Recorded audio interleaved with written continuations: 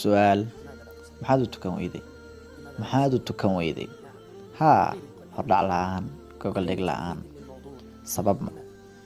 sabab ma garanaysaan macnaha salaad muslim yahow muslimad yahay hadalkaygu hadda kuma socdo kuwa aan rumayn alle ee aan rumayn rasuulka alle kuma socdo iyaga hadalkaygu wuxuu ku socdaa kuwa odhanaya laa ilaaha illa allah muxamedun rasuulullah hadalkaygu wuxuu ku socdaa mid kasta oo mukallaf ah qaangaadh ah caqlina leh oo dhawaaqa salaada maqlaya salaadana wax cudurdaari aanay u diidahayn oo aan tukanayn su-aal keliya ayaan rabaa inay iiga jawaabaan maxaad ilaahay ku odhanaysaan maalinta laydiin bandhigo ilaahay wuxuu idiin yeedhaa maalin kasta 5 jeer salaada u kaalaya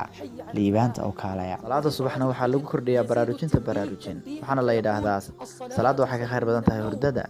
waxaana jira dad aan tukan dad aad u badan oo aan tukan ama salaada waqtigeeda kadib